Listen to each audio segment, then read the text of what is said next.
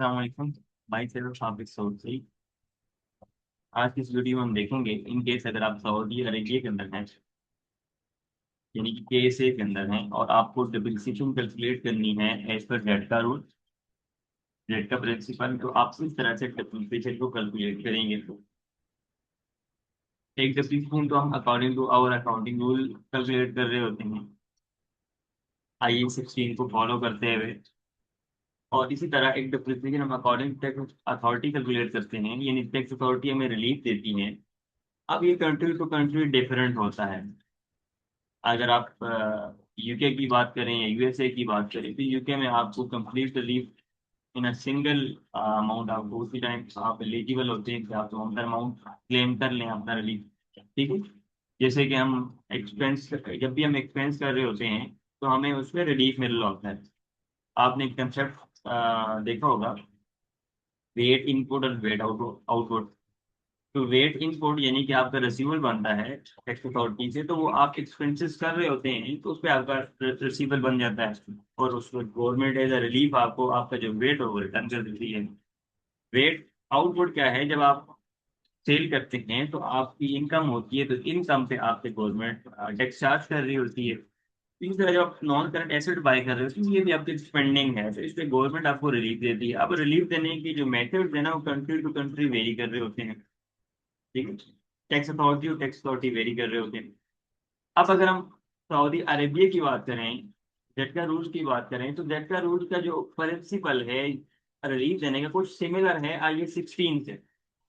इसलिए पहले IE 16 को देख लेते हैं और फिर हम जेडका को देख जेडका की रूल को डिस्कस कर लेंगे। IE 16 में क्या होता था, जब भी आप एसेट को परचेज करते थे या एसेट को कंस्ट्रक्ट करते थे, उसकी परचेज प्राइस से लेकर के उसको वर्किंग कंडीशन तक लाने के लिए जितनी भी आप स्पेंडिंग करते थे उसको एसेट का पार्ट बनाते थे। अनलेस कोई ऐसी कस्टम ड्यूटी या कोई टैक्स पे किए हों जो कि आपको रिफंडेबल हों, जो कि गवर्नमेंट आपको रिफंड करेगी, तो वो आप टैक्स का उसका पार्ट नहीं बनाएंगे। बाकी तमाम तरह कॉस्ट को आप एसेट का पार्ट बनाएंगे।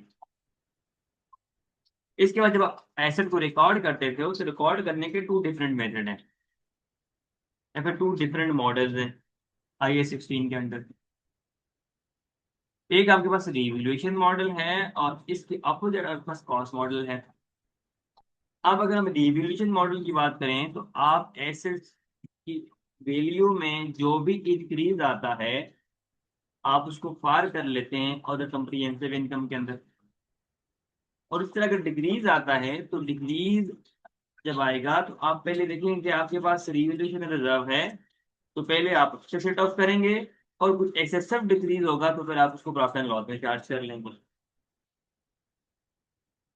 इसी तरह जो सेकंड मेथड है हमारे पास वो है कॉस्ट मॉडल। अब कॉस्ट मॉडल में हमारे पास टू डिफरेंट मेथड है डिप्रिसिएशन कैलकुलेट करने के।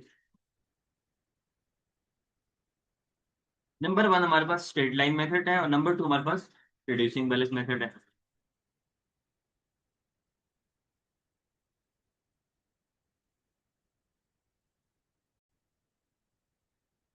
अब स्ट्रेट लाइन मेथड से होता क्या था कि हम एसिड की cost minus residual value divide by life, एक हमारे पास कांस्टेंट डिप्रिसिएशन आती थी और हम उसको ओवर द ईयर चार्ज कर रहे होते थे। और इसके पीछे बेसिक जो लॉजिकल कंसेप्ट है वो ये है कि हम जो एसिड से बेनिफिट ले रहे हैं वो कांस्टेंट है थ्रू आउट द लाइफ। इसीलिए हम स्ट्रेट लाइन मेथड से constant depreciation over the life charge कर रहे होते हैं। अपोजिट टू दिस हमारे पास रिड्यूसिंग बैलेंस मेथड है। रिड्यूसिंग बैलेंस मेथड में आप उसकी कैरिंग वैल्यू पे एक कांस्टेंट रेट अप्लाई कर रहे होते हैं। ठीक है। अब वो ओवर द ईयर आपकी जो रिलीफ है ना उसकी वैल्यू इनिशियल ईयर में जो आपकी डिप्रिसिएशन होती है वो ज्यादा होती है और फिर लेटर ऑन ये कम होती जाती है। ठीक है। इनिशियल ईयर में आपके पास ज्यादा होती है क्योंकि वैल्यू ज्यादा होती है एसेट की। जैसे कि अगर आप यहाँ देखें तो आपके एसेट की वैल्यू 100,000 है, 10% लेंगे तो 10,000 आएगा।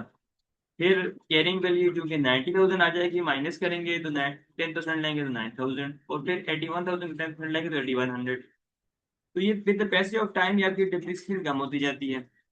इसके पीछे लॉजिकल कंसेप्ट ये है कि हम इनिशियल ईयर में जो एसेट नया होता है हमें ज्यादा अर्न करके देता है, तो अकॉर्डिंग टू मैचिंग कंसेप्ट हम ज्यादा उसकी उससे इनकम अर्न कर रहे होते हैं, तो उसके अकॉर्डिंगली ज्यादा एक्सपेंसिव बुक होना चाहिए, हम ज्यादा एक्सपेंसिव बुक कर रहे होते हैं।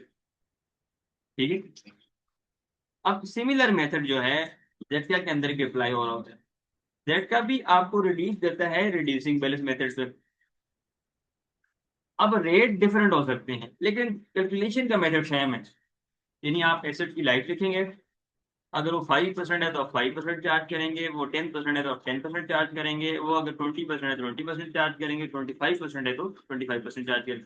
अब ये 5, 10, 25 और 20% ये जेडका ने एक डिफरेंट क्लासिफिकेशन की हुई है ग्रुप एसेट्स की। अगर वो एसेट क्लास 1 के अंदर क्लासीफाई कर रहा है तो आप 5% ले लें, अगर वो क्लास 2 के अंदर क्लासीफाई कर रहा है तो आप 10% ले लें, अगर वो क्लास 3 के अंदर क्लासीफाई कर रहा है तो आप 25% रिलीफ ले लें। ठीक है। इसी तरह क्लास 4 के अंदर वो 10% है, और इसी तरह क्लास 4 एंड 5 के अंदर वो फिर उसके रेट के अकॉर्डिंगली 20% और 10% आप अप्लाई कर रहे होंगे। तो ये डिफरेंट क्लासेस बनाई हैं कि अब इसकी वजह से जो आप डिप्रिसिएशन कैलकुलेट कर रहे होते हैं एज पर जेड का रूल, और जो डिप्रिसिएशन कैलकुलेट कर रहे होते हैं as per your accounting system, depreciation के डिफरेंस की वजह से आपकी अकाउंटिंग प्रॉफिट में भी डिफरेंस आ जाता है।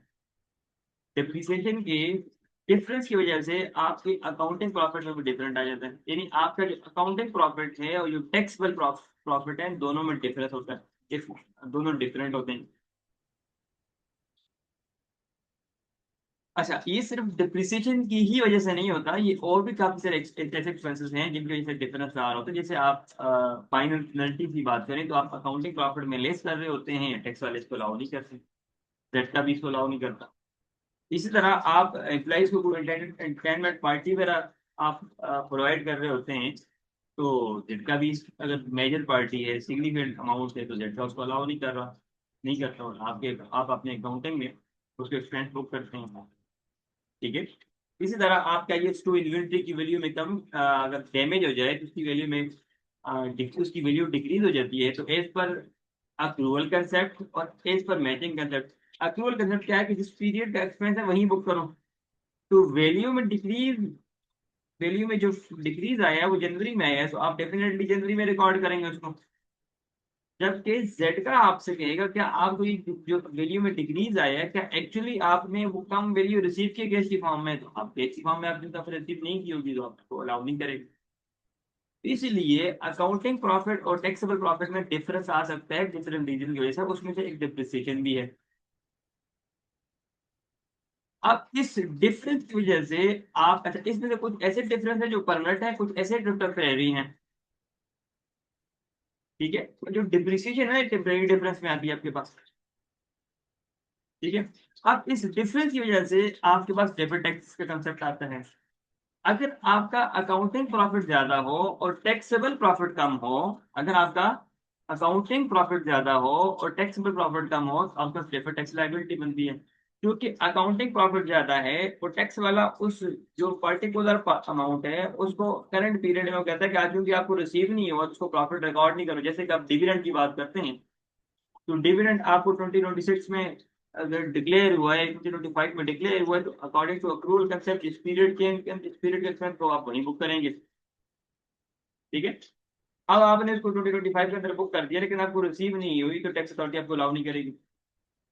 ओके, आपने ये पर्टिकुलर अमाउंट रिसीव कर लिया, आपने रिसीव नहीं की होगी तो आपको अलाउ भी नहीं करेगी। आप नेक्स्ट ईयर में रिसीव करेंगे तो आपको नेक्स्ट ईयर में वो उस इनकम का टैक्स चार्ज कर लेंगे।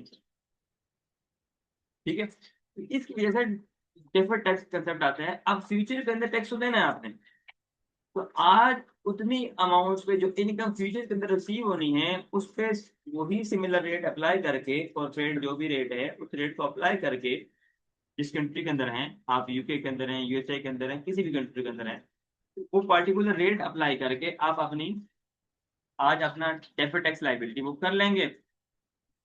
और इसी तरह अगर आपकी अकाउंटिंग इनकम कम हो, टैक्सेबल प्रॉफिट ज्यादा हो, तो आज आपका डेफर्ड टैक्स एसेट बुक हो जाता है।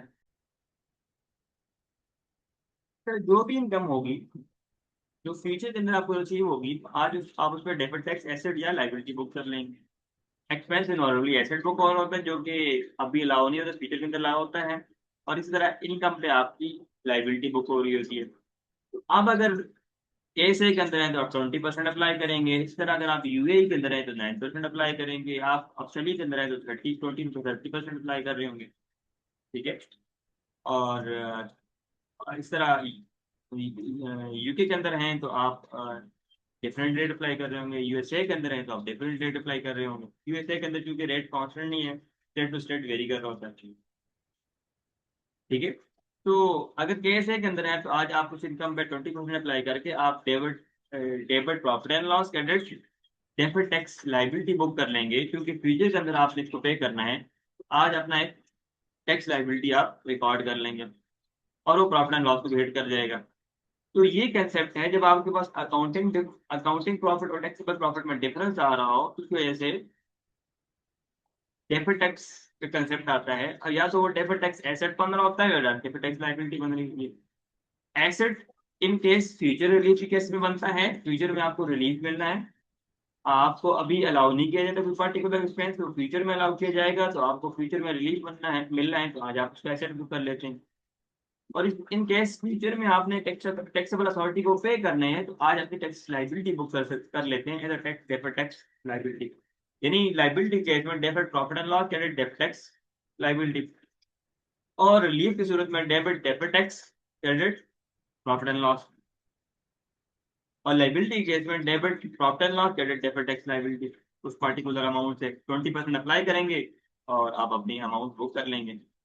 ये था जी अकाउंटिंग प्रॉफिट और टैक्सेबल प्रॉफिट में अगर डिफरेंस आ जाए, आप उसको डेफर्ड टैक्स कंसेप्ट आएगा, आप उसको उस तरह से डील कर रहे होंगे। पर आगे चलते हैं। आपको डिफरेंट ग्रुप्स एसेट के बना लेने जब भी आप डिप्रिसिएशन कैलकुलेट करेंगे। अब ये जो डिफरेंट ग्रुप्स हैं जेडका ने आपके लिए, जब आप जेडका के अकॉर्डिंगली रिलीफ क्लेम करेंगे, तो वो डिफरेंट ग्रुप्स आपको group A, group B, group C and group D and group, या 1 2 3 4 5। ठीक है। अब आपने एसेट को देखना है और आपने फिर ग्रुप्स को देखना है कि किस ग्रुप के अंदर ये फॉल कर रहा है। उसकी जो मेन रीजंस हैं, क्योंकि हर ग्रुप पे की जो जो भी ग्रुप आपको जेडका ने बना के दिए हुए हैं, उन पे जो टैक्स रिलीफ मिलना है, यानी जो आप डिप्रिसिएशन कैलकुलेट करेंगे, जो कि आप माइनस करेंगे, प्रॉफिट कम करेंगे तो कम टैक्स पे करना पड़ेगा, तो रिलीफ। ठीक है। तो टैक्सेबल डिप्रिसिएशन कैलकुलेट करेंगे, उनका रेट डिफरेंट होगा, लेकिन ये अप्लाई रिड्यूसिंग बैलेंस मेथड से ही होगा। इसलिए आइए 16 डिस्कस किया था कि रिड्यूसिंग बैलेंस मेथड से किस तरह से आप डिप्रिसिएशन कैलकुलेट करते हैं। हाँ, वो चाहे 5% हो, चाहे 10% हो, 20% हो, 25% हो, या फिर 10% हो, वो आपका रिड्यूसिंग बैलेंस मेथड से ही अप्लाई होगा। तो बिल्डिंग्स हैं तो आपके पास 5% अप्लाई होगा, दूसरी तरह कोई ग्रुप 2 है तो 10%, और ये डिफरेंट ग्रुप्स हैं। तो आपने सबसे पहले तो एसिड को देख लेना है कि किस ग्रुप के अंदर फॉल कर रहा है। वो जिस भी ग्रुप के अंदर फॉल करेगा, आपने उस रिलेवेंट जो रेट है उसको अप्लाई करेंगे और उस पर्टिकुलर डिप्रिसिएशन को अपनी प्रॉफिट एंड लॉस में से लेस कर लेंगे। अब ये जितने भी ग्रुप्स हैं, आपने एसिड्स देखना है और देखना है कि किस ग्रुप के अंदर फॉल कर रहा है। कुछ एग्जांपल तो यहाँ लिखी हुई हैं, अगर आप मुझसे पूछें कि कोई डिफरेंट एग्जांपल हमें दे दें जिससे हमें इजी हो जाए कि किस ग्रुप के अंदर कौन कौन से एसेट्स शामिल हो गई हैं, ताकि हम उस ग्रुप को इजीली आइडेंटिफाई कर सकें। जैसे यहाँ पे मशीनरी लिखी हुई है। ठीक है। इसी तरह आपके पास ऑफिस फर्नीचर वगैरह है। इसके अलावा अगर मैं बात करूँ, हमारे पास और कौन कौन से एसेट्स हो सकते हैं। ऑफिस बिल्डिंग की बात करें तो ग्रुप ए के अंदर फॉल करेगा, इसमें आप 5% अप्लाई करेंगे और रिड्यूसिंग बैलेंस मेथड से अप्लाई करेंगे। ठीक है। और ईच ईयर आपका जो रिलीफ है वो कम होता जाएगा ओवर द ईयर। इस तरह आप वेयर हाउस की बात करें तो वेयर हाउस भी ग्रुप 1 के अंदर फॉल करेगी, ग्रुप ए के अंदर फॉल करेगी। उसमें आप 5% रिलीफ क्लेम करेंगे ईच ईयर, यानी जो आपकी डिप्रिसिएशन होगी वो 5% होगी। ठीक है। आपकी अकाउंटिंग डिप्रिसिएशन डिफरेंट हो सकती है, ऑलरेडी इसमें बात हो चुकी है कि अकाउंटिंग डिप्रिसिएशन और टैक्सेबल डिप्रिसिएशन में डिफरेंस आएगा। और इसी वजह से आपको डेफर्ड टैक्स का जो कंसेप्ट है वो आ रहा होगा। ठीक है। अच्छा, इस तरह फैक्ट्री बिल्डिंग की बात करें तो आपका ग्रुप 2 के अंदर फॉल करेगा, जिसमें आप 10% रिलीफ क्लेम करेंगे। ठीक है। इस तरह मैन्युफैक्चरिंग मशीन वगैरह है, वो इस तरह की चीज़ें हैं, मशीन वगैरह, इक्विपमेंट वगैरह, तो आप 25% ओवर द ईयर आप रिलीफ क्लेम कर रहे होंगे। यानी आप रिड्यूसिंग बैलेंस मेथड से एक ईयर जो भी कैरिंग वैल्यू होगी उसको 25% लेंगे, और वो आप अपने अकाउंटिंग प्रॉफिट में से जो टैक्सेबल प्रॉफिट टैक्सेबल डिप्रिसिएशन होगी उसको आप एड बैक कर, जो आपके पास अकाउंटिंग डिप्रिसिएशन होगी उसको आप एड बैक कर लेंगे, और फिर टैक्सेबल डिप्रिसिएशन जो होगी उसको आप लेस कर लेंगे 25%। इसी तरह अगर जनरेटर वगैरह है तो ये भी इक्विपमेंट में आ जाता है ना, तो आप ये इसको आप ग्रुप सी के अंदर क्लासिफाई कर रहे होंगे। लेकिन आपको नेम सुन के ही जो वही चीजें क्लियर हो रही है। जैसे मैं अगर आप मैं कहूँ एयर कंप्रेसर, तो डेफिनेटली आप इन ग्रुप सी के अंदर फॉल करेगा, इक्विपमेंट है, 5% लीक मिलेगा। इसी तरह अगर मैं पावर लिफ्ट की बात करूँ, या फिर पैसेंजर कार की बात करूँ, पैसेंजर कार होगी कोई भी जो कार हो कंपनी से रिलेटेड, तो आपको डेफिनेटली मशीनरी, क्योंकि मशीनरी फैक्ट्री है, तो इजीली अंडरस्टैंड हो रहा है कि कुर्सी के अंदर फॉल करेगा, और हम जो उस पर रिलीफ लेंगे 25% लेंगे। ठीक है। अच्छा, अब यहाँ पर एक कंसेप्ट ये भी आ जाता है कि समटाइम एसेट हमारे ऑन नहीं होते हैं, हमने उसको लीज पे लिया होता है। ठीक है। यानी आपके पास two different types of leases है ना, एक आपके पास फाइनेंस लीज है, दूसरे आपके पास क्या है, ऑपरेटिंग लीज है। एक आपके पास क्या है, फाइनेंस लीज, दूसरी क्या आपके पास, ऑपरेटिंग लीज। अच्छा, एक आपके पास फाइनेंस लीज है, दूसरा आपके पास ऑपरेटिंग लीज है। सम टाइम जो इक्विपमेंट्स है ना, हम लीज पे भी ले रहे होते हैं। अब लीज है क्या, या फिर इसको अगर हम सम टाइम हम क्या करते हैं कि हमें कोई एसेट चाहिए, हम उसको परचेज नहीं करते हैं, उसको हम लीज पे ले लेते हैं। तो लीज अगर आपने देखनी कि ये फाइनेंस लीज है, ऑपरेटिंग लीज है, तो कुछ आपकी डिफरेंट उसकी डिफरेंट कैरेक्टरिस्टिक्स हैं, या डिफरेंट आपके पास रूल्स हैं, जिनको देखते हुए आप फाइनेंस लीज और ऑपरेटिंग लीज में क्लासिफिकेशन कर सकते हैं। अगर आपको लगता है, आप देखेंगे एसेट की लाइफ 10 ईयर है, और उस एसेट को 9 ईयर तक लेसी यूज कर रहा है, एक लेसर जो कि इसने एसेट प्रोवाइड किया, लेसी जिसने एसेट को यूज करना है, तो 9 ईयर तक लेसी यूज कर रहा है, इसका मतलब ये कि वो फाइनेंस लीज है। ठीक है। यानी मेजर लाइफ जो उससे बेनिफिट ले रहा है वो कौन ले रहा है, लेसी ले रहा है, तो मतलब ये को फाइनेंस लीज है। इसी तरह अगर दूसरी कैरेक्टरिस्टिक आप देखना चाहें, तो जो एसेट में मेंटेनेंस कॉस्ट या रिपेयरिंग कॉस्ट आती है, in case of finance lease आपको जो लेसी होता है वो बेयर कर रहा होता है, जबकि ऑपरेटिंग लीज के अंदर जो आपका लेसर होता है ना, वो खुद बेयर कर रहा होता है, उसकी जो भी मेंटेनेंस वगैरह होती है वो खुद बेयर कर रहा होता है। और इसी तरह फाइनेंस लीज के अंदर सम टाइम ऑप्शन होता है लेसी के पास, तो at the end of the life उस एसेट कुछ ऑप्शन होता है कि उसको परचेज कर ले, यानी एसेट को यूज भी कर ले अभी 6 7 8 ईयर तक, और उसके पास ऑप्शन है कि उसको परचेज कर ले। जबकि ऑपरेटिंग लीज के अंदर कोई ऐसा कंसेप्ट नहीं होता, कोई ऐसी चीज नहीं है कि वो at the end of the life उसको परचेज करे।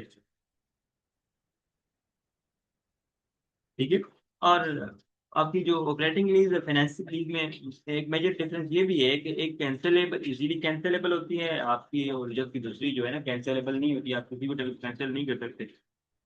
ये कुछ डिफरेंसेस हैं जो आप जिसको सामने रखते हुए आप फाइनेंस लीज और ऑपरेटिंग लीज की क्लासिफिकेशन कर रहे होते हैं। अगर कोई एसेट्स जिसकी वैल्यू एक लेस देन 1 ईयर है, ठीक है, तो आप उसको भी ऑपरेटिंग लीज के अंदर ही क्लासिफाई कर रहे हो। ठीक है। उसकी लाइफ ही 1 ईयर से कम है, तो उसको भी आप ऑपरेटिंग लीज के अंदर क्लासिफाई कर रहे होते हैं। बहरहाल, आपने कोई एसेट, कोई इक्विपमेंट, कोई मशीनरी, कोई बिल्डिंग आपने लीज पे ली है, और लीज पे लेने के बाद आप उसको यूज कर रहे हैं, तो आप क्योंकि आपके पास राइट टू यूज आया है, जब आपके पास राइट टू यूज आया है, तो आपके पास जब आपके पास finance lease right to use आया है, तो उसकी जितने भी मेंटेनेंस रिपेयरिंग की जितनी भी कॉस्ट होगी उसको आप बेयर करेंगे। तो अब जब आप उसको बेयर करेंगे, तो डेफिनेटली राइट टू यूज पे ऐसे एसेट आपके पास है, तो उस पर डेप्रिसिएशन भी आप कैलकुलेट करेंगे। उस राइट टू यूज जो आपके पास आया है, ओनर ने आपको राइट दिया है, तो उसके अकॉर्डिंगली आप डेप्रिसिएशन भी चार्ज करेंगे, ताकि आपका जो एसेट है अब लाइफ की डेप्रिसिएट करे। एक तो आपके पास लीज लाइबिलिटी तो आएगी आएगी, लेकिन हम एसेट की बात करते हैं, आरओआई की बात, राइट टू यूज। ठीक है।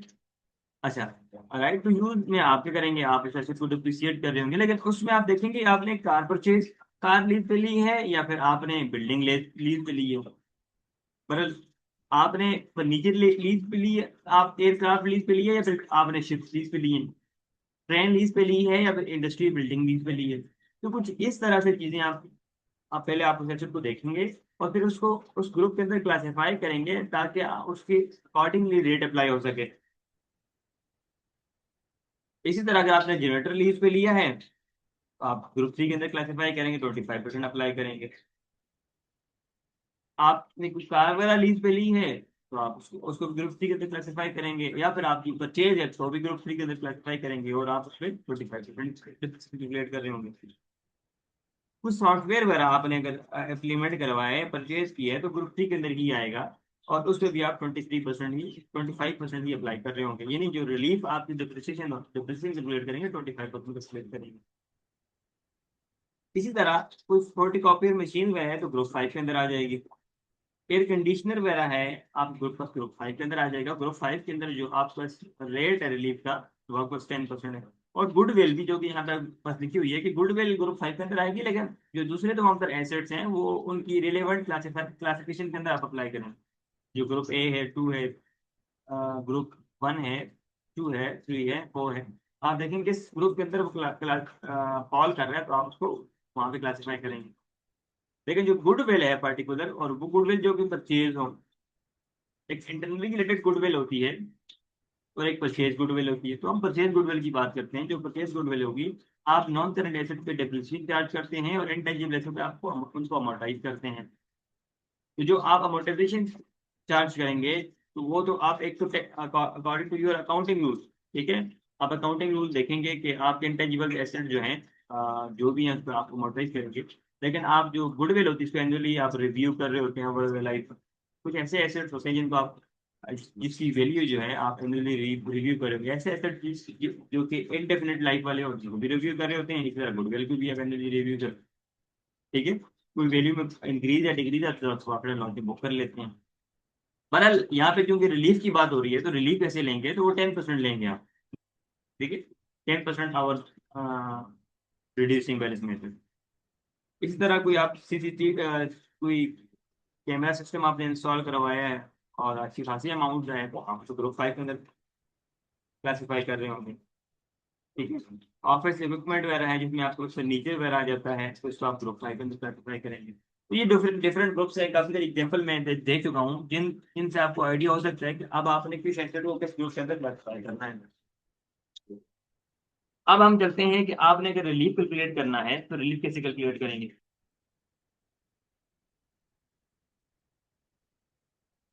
अच्छा, सबसे पहले तो आप आपके पास यहाँ पे बिल्डिंग्स हैं, मशीनरी है, कंप्यूटर है, फर्नीचर है, ये आपने परचेज किए हैं या आपके फाइनेंस लीज है, ठीक है। तो आप देखेंगे कि ये किस किस कौन से ग्रुप में फॉल कर रहे हैं। ग्रुप एक, group one, two, three and four किस ग्रुप में फॉल कर रहे हैं, आप उसके अकॉर्डिंगली पहले आप इसको क्लासीफाई करेंगे और फिर रेट अप्लाई करेंगे। तो आपके पास यहाँ पर अगर देखें तो बिल्डिंग आपके पास 5% ग्रुप ए के अंदर फॉल कर रहा है। इसी तरह अगर आप आगे देखें तो आपके पास मशीनरी है और जो कि ग्रुप आपके पास सी में फॉल कर रहा है। इसी तरह आपके पास कंप्यूटर है और फर्नीचर वगैरह है। तो इसमें अच्छा, आप फर्नीचर जो है यहाँ पर रेट जो है आपको डिफरेंट अप्लाई हुआ हुआ है, यहाँ पे 10% अप्लाई हुआ है, ठीक है, पर कैलकुलेशन 5%। इस तरह आप मशीनरी देखेंगे तो मशीनरी किस ग्रुप में आ रही है, आप ग्रुप थ्री के अंदर आ रही है तो ग्रुप थ्री के अंदर क्लासीफाई करेंगे। इस तरह आपके पास है कंप्यूटर, तो ये आपके पास आपके पास आ जाए ग्रुप फाइव के अंदर, तो आप ग्रुप फाइव में 10% अप्लाई होता है तो यहाँ पे 10% लिखेंगे, ठीक है। यहाँ पे 5%, 25% बिल्कुल ठीक लिखा हुआ है कि यहाँ पे 10% लिखेंगे, और 10% यहाँ पे डिप्रिसिएशन कैलकुलेट करेंगे जो कि अकॉर्डिंग टू जेड का अलाउ होगी, ठीक है। चूंकि स्क्रीन शॉट है तो उसमें मैं चेंज नहीं कर सकता, लेकिन अगर आप जब कैलकुलेट करेंगे तो आप यहाँ पे देखेंगे। अच्छा, इसकी मिस्टेक से आपको ये भी आइडिया होगा कि हम ऐसे तो क्लासीफाई कैसे करेंगे। बिल्डिंग है, ग्रुप वन के अंदर फॉल कर रहा है तो 5% आ जाएगा। मशीनरी है ग्रुप थ्री के अंदर 25% बिल्कुल ठीक अप्लाई हुआ हुआ है। कंप्यूटर है ग्रुप फाइव के अंदर तो यहाँ पे 10% आ जाएगा। फर्नीचर है ग्रुप फाइव के अंदर 10% आ जाएगा, ठीक है। तो यहाँ पर आप उसके अकॉर्डिंगली रेट अप्लाई करेंगे। अब अपने डिप्रिसिएशन कैलकुलेट करनी है, ठीक है। रेट आपने देखे हैं क्योंकि मेथड आप सीख लें, फिर रेट अप्लाई करना और कैलकुलेशन करना आपके लिए इजी है। बिल्डिंग आ गई, मशीनरी या कंप्यूटर आ गए, उसकी आपने ओपनिंग वैल्यू लिख ली, और करंट ईयर में कोई आपने रिलेवेंट एसेट मजीद कोई परचेज की, कोई बिल्डिंग आपने परचेज की है तो आप उसमें ऐड कर लेंगे। इस तरह कोई मशीनरी परचेज की है तो आप ऐड कर लेंगे। कोई डिस्पोज किया तो आप यहाँ से डिस्पोज कर लेंगे, ठीक है। लेकिन याद रखिएगा जो डिस्पोजल आपने या एडिशन ऐड करना है वो टैक्सेबल एक तो डिप्रिसिएट कैरिंग वैल्यू आपके पास आ रही होगी according to your accounting concept, और एक कैरिंग वैल्यू आ रही होगी according to your tax rules. तो यहाँ पर आप टैक्स, यहाँ पे क्योंकि आपके पास जैसे कि आपकी बिल्डिंग अगर आपके पास हो 100,000 की, और आपने ये मशीनरी आपके पास हो 10,000 की, तो आपने ईयर वन के अंदर 25% अप्लाई किया, तो रिमेनिंग वैल्यू आपके पास आ गई 7,500, और आपने डिस्पोज कर ली, तो यहाँ से आप 7,500 लेस करेंगे। जबकि अकाउंटिंग में भी आप यहाँ पे 25% नहीं, में भी आप वहाँ पे 10% अप्लाई कर रहे होंगे, तो according to accounting your accounting record, आपकी जो कैरिंग वैल्यू आ रही होगी वो 10,000 आपके पास 9,000 आ रही होगी। जबकि अकॉर्डिंग टू टैक्स आपको 7,500 आ रही होगी। तो आप टैक्स वाली जो कैरिंग वैल्यू होगी वो यहाँ से देखेंगे, आप अपनी अकाउंटिंग वाली कैरिंग वैल्यू यहाँ पे नहीं ऐड या लेस करेंगे। ठीक हो गया? यानी जेडका के अकॉर्डिंगली जो आपके पास कैरिंग वैल्यू आ रही होगी, जो आप ओवर द लाइफ कैलकुलेट कर रहे होंगे रिड्यूसिंग बैलेंस मेथड से, देखिए मैं यहाँ पे आपके सामने कैलकुलेट कर लेता हूँ, बल्कि यहाँ पे कैलकुलेट हुई हुई है।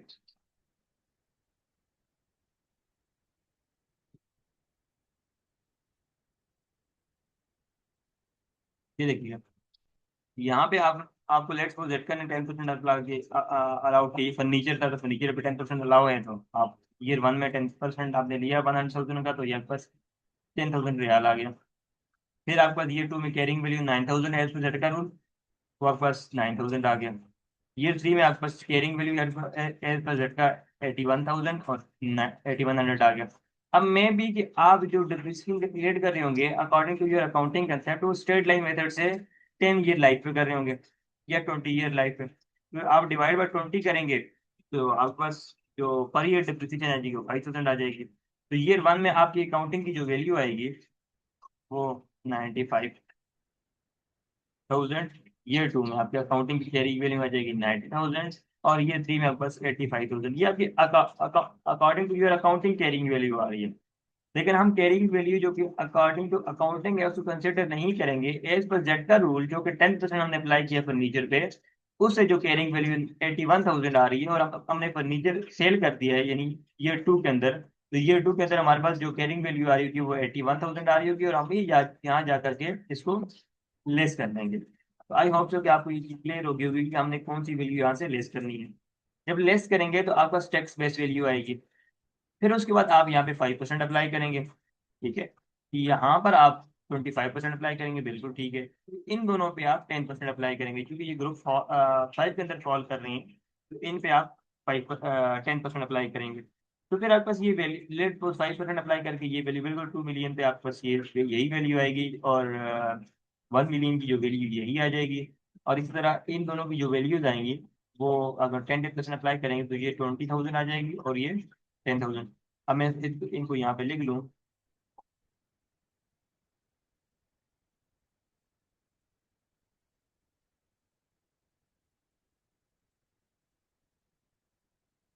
100,000, 250,000, और इसी तरह यहाँ पे अगर 10% अप्लाई करेंगे तो हमारे पास आ जाएगा 20,000।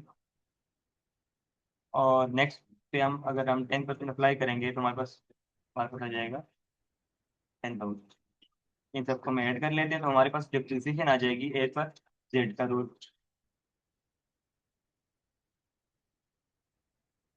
अब इतनी डिप्रिसिएशन हमें अलाउ है कि हम अपने अकाउंटिंग प्रॉफिट में से लेस कर लें। और मैं भी कि हमारी जो अकाउंटिंग डिप्रिसिएशन लेट लेट हम अज्यूम कर लेते हैं कि हमारी जो अकाउंटिंग डिप्रिसिएशन है ना, वो 120,000 है या 180,000 है। ये जो हमने कैलकुलेट किया ना स्ट्रेट लाइन मेथड से या फिर रिड्यूसिंग बैलेंस मेथड से, तो जो हमने कैलकुलेट किया 180,000 आ रही है। यहाँ पे आ जाए, आपका जो अकाउंटिंग प्रॉफिट है वो है 1 मिलियन का। आपकी अकाउंटिंग डिप्रिसिएशन कितने की है, आप यहाँ पे करिए 180,000 अज्यूम कर लेते हैं, कोई भी जो आप निकल। तो आप जब स्क्वायर करेंगे तो आपको ये वाली अमाउंट आ जाएगी। फिर उसके बाद आप ये वाली अमाउंट यहाँ से लेस कर लेंगे, आप अपनी अकाउंटिंग डिप्रिसिएशन एड बैक कर लेंगे, और जो टैक्सेबल डिप्रिसिएशन होगी उसको लेस कर लेंगे, तो ये आपके पास आ गया टैक्सेबल प्रॉफिट जिस पे आप टैक्स चार्ज कर रहे होंगे। ठीक है, तो एक आपके पास अकाउंटिंग डिप्रिसिएशन होती है, उसके अपोजिट हमारे पास क्या होती है, टैक्सेबल डिप्रिसिएशन, जिसको आप जिसका आपको एज अ रिलीफ आपको मिल रही होती है। तो आप अपनी अकाउंटिंग डिप्रिसिएशन को एड बैक कर लेंगे और जो टैक्सेबल डिप्रिसिएशन होगी उसको आप लेस, जो भी आपने ये ऐड कर लेना है और आप टैक्सेबल डिप्रिसिएशन लेस करेंगे तो ये आपका अकाउंटिंग प्रॉफिट आ गया। अब टैक्स चार्ज करना है अगर तो आप हैं फॉरेन ओन एंटिटीज, ठीक है, तो आप 20% कैलकुलेट कर लेंगे, ठीक है। तो आपके पास 160,000 जो कि 60,000 रियाल आ रहा है जो कि आपने फिर को पे कर देना है, ठीक है। इसी तरह आपके पास ज़कात है वो 2.5% है जो आप क्रिएट कर रहे हो उसे। अगर आप फॉरेन ओन एंटिटीज हैं तो उसको 20% है, ज़कात आपको 2.5% है। अगर हम वेट की बात करें केस के अंदर तो 3% है। विद होल्डिंग टैक्स वेरी कर रहा होता है आपके पास 5%, 20% या फिर सो ऑन, डिपेंड करता है कि किस नेचर की ट्रांजेक्शन हैं। इस तरह कोई रियल स्टेट मेरा की ट्रांजेक्शन कर रहे हैं, कोई प्रॉपर्टी मेरे ट्रांजेक्शन कर रहे हैं तो 5% नॉर्मली है। मैं ये भी वेरी करता है लेकिन 5% जो है आप इस पर पे कर रहे होते हैं एक मेजर ऑफ ट्रांजेक्शन। और इस तरह कस्टम ड्यूटीज वगैरह हैं तो ये भी आपकी इम्पोर्ट एंड एक्सपोर्ट पे डिफरेंट हैं। अगर आप कस्टम ड्यूटीज जो हैं आपके पास 25%, 5% अप्लाई हो रही होगी, ठीक है। और अगर आप एक्सपोर्ट करते हैं तो वो आपको एग्जेम्प्ट हैं, ठीक है। तो ये डिफरेंट रेट्स हैं जिन जो कि आप अप्लाई कर रहे हैं, बल्कि हम यहाँ पे फॉरेन हाउस एंटिटीज को देख रहे हैं तो अगर हम यहाँ पे जो टैक्स कैलकुलेट करेंगे तो वो 20% अप्लाई करेंगे तो हमारे पास ये टैक्सेबल वैल्यू है जो कि हम टैक्स अथॉरिटी को पे कर रहे होंगे, ठीक है। तो इस तरह से हम अपना जो प्रॉफिट है वो कैलकुलेट कर रहे होते हैं और इस तरह से जो है अपना टैक्स कैलकुलेट कर रहे होते हैं इनकम जनरेट करने में।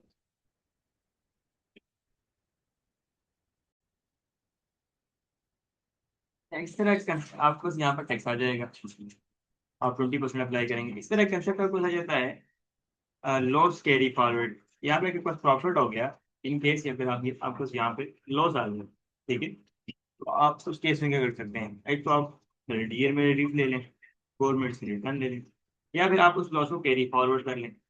अगर लॉस को कैरी फॉरवर्ड करना है तो कैसे कर सकते हैं। अच्छा, आपके लेट अज्यूम के पास जो लॉस है वो 800,000 का है और ये लॉस को आप कैरी फॉरवर्ड करना चाहते हैं, ये फिर हम ये अमाउंट को इधर ले आते हैं, इस लॉस को आप कैरी फॉरवर्ड करना चाहते हैं, ठीक है। आप कैरी फॉरवर्ड कर सकते हैं, ठीक है, फ्यूचर के लिए।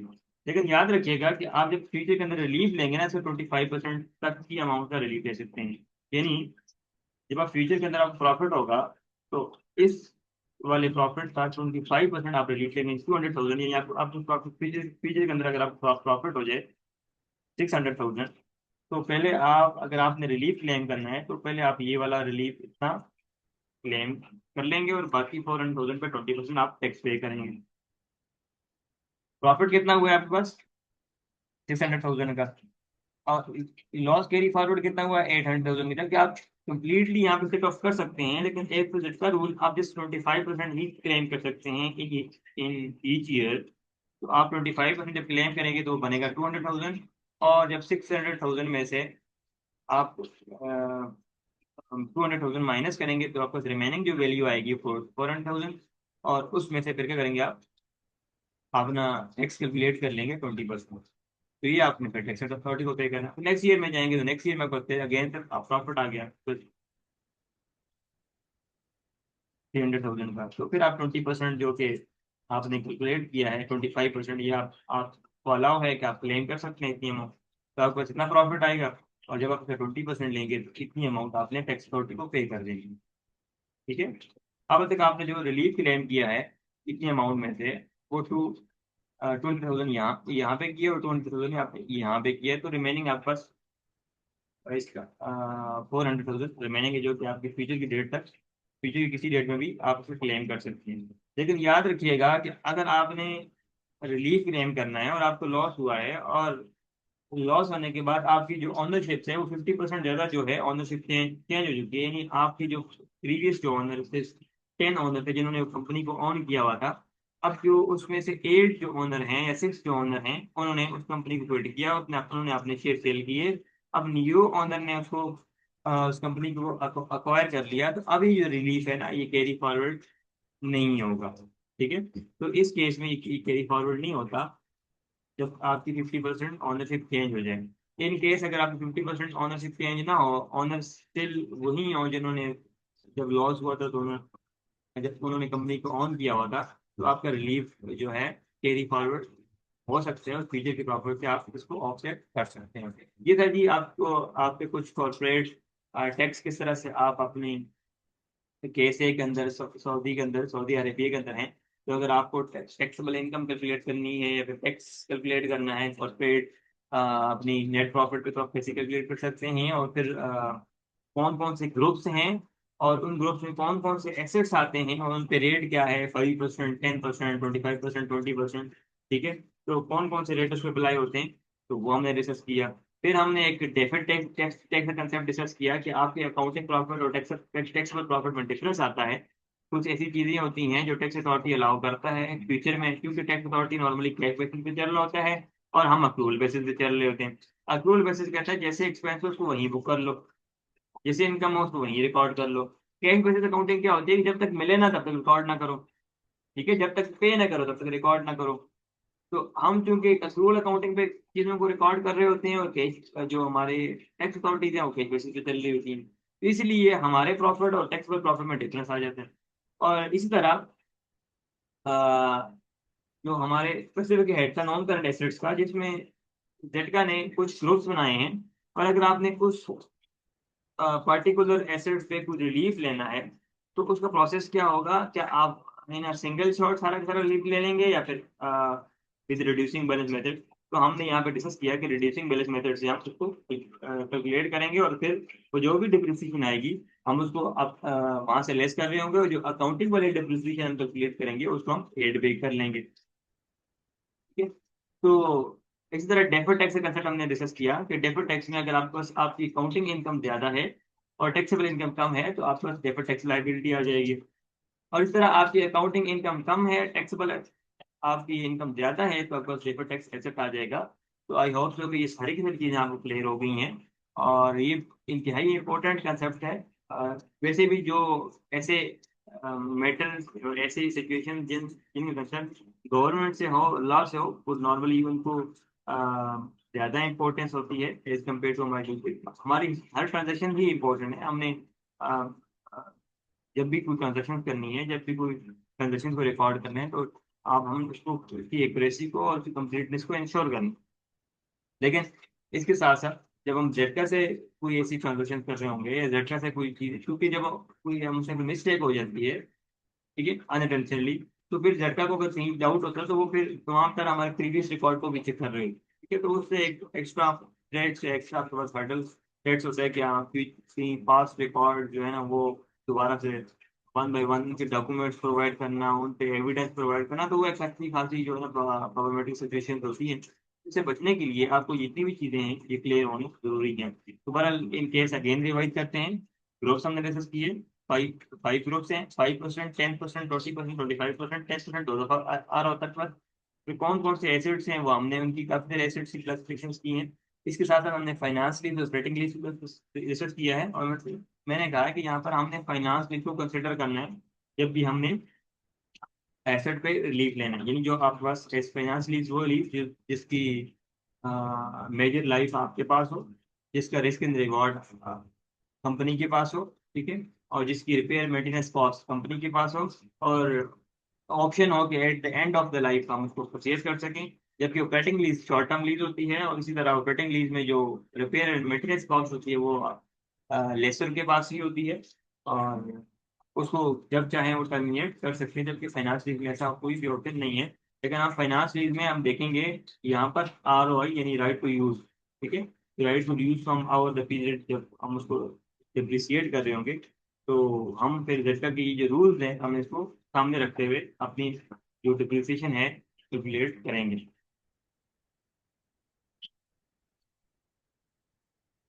ठीक है जी, सलाम।